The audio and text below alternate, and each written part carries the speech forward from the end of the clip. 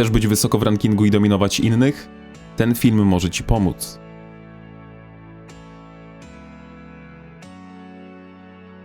Jak wiecie, w Call of Dragons są wydarzenia, obok których przychodzi się obojętnie, ale są również takie, które potrafią przykuć naszą uwagę.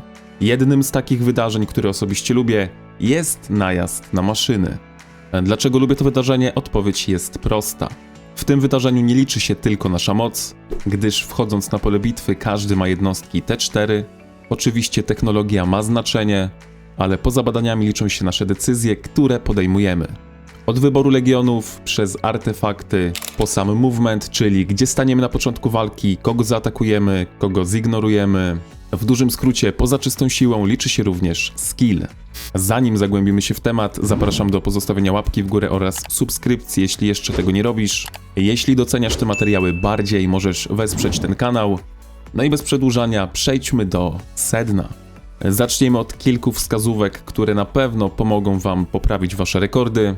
Numer 1. Jednostki. Jednostki, których chcemy tutaj używać, to łucznicy, ewentualnie kawaleria. Od biedy mogą być magowie, ale ich obrażenia są trochę wolniejsze. No a nam zależy oczywiście na jak najszybszym ukończeniu danego etapu. Dlatego też nie wybieramy tutaj legionów piechoty. Piechotą się tutaj nie gra. Numer 2. Bohaterowie. Wybieracie swoich najlepszych bohaterów. Oczywiście legendarni, najlepiej jak będą przebudzeni. Im większe obrażenia, tym lepiej. Dlatego Teja niekoniecznie będzie tutaj dobrym wyborem. Jasne, na Openfieldzie jest świetna, ale nie tutaj. Numer 3. Artefakty. Jeśli chcecie bić rekordy światowe, no to musicie mieć artefakty, które będą miały 5. poziom ulepszenia. No i oczywiście te artefakty muszą zadawać obrażenia, żeby jak najszybciej pokonać przeciwnika. Najlepiej jak za tym 5. poziomem będą szły również ideały, które jeszcze bardziej wzmocnią nasze artefakty. A co do samego używania artefaktów, to polecam wyłączyć autoużywanie i używać ich ręcznie, żebyście takim artefaktem trafiali w jak największą liczbę wrogich legionów. Numer 4. Pozycja startowa.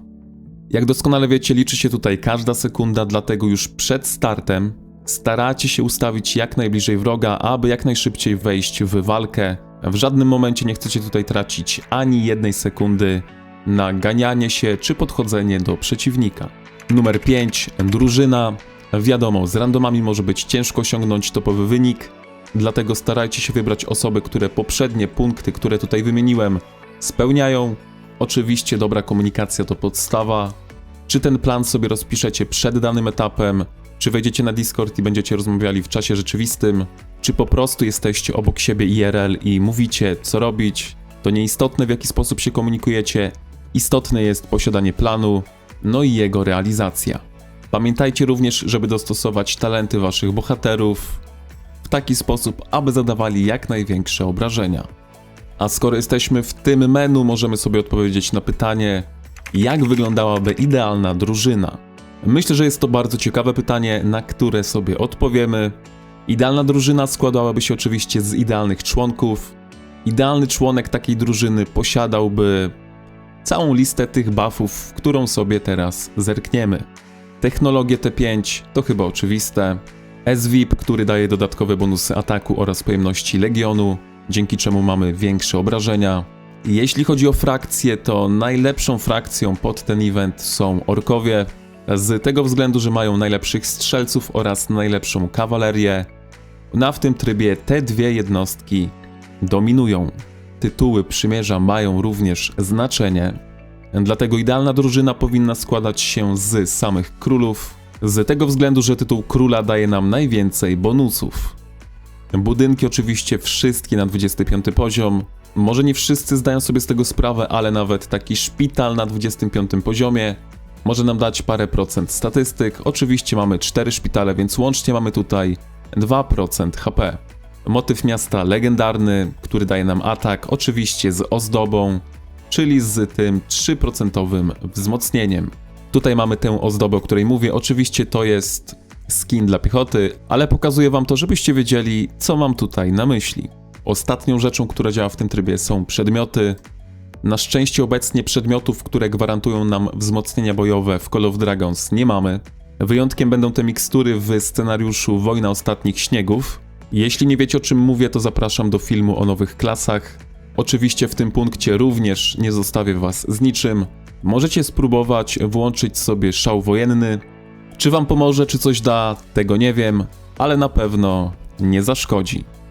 Im więcej z tych punktów spełnisz, tym twoje szanse na rekordowy wynik są większe, ale ważniejsze od tych punktów, od tych bonusów na pewno jest sama próba danego etapu, a przede wszystkim drużyna oraz strategia, którą na danym etapie będziecie starali się zrealizować.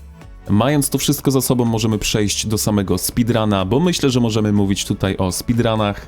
Ja osobiście speedruny lubię, no i sam event daje nam możliwość właśnie speedrunowania, ścigania się z innymi. Lubię takie elementy rywalizacji, gdzie nie liczy się tylko siła, oczywiście tutaj też się liczy, ale zdecydowanie mniej niż na samym open fieldzie, niż na samych wojnach. Byłoby miło, gdybyśmy mieli więcej takich trybów, gdzie liczy się sam skill, ale myślę, że to temat na inny odcinek. Teraz na ekranie macie najlepszy czas, jaki widziałem.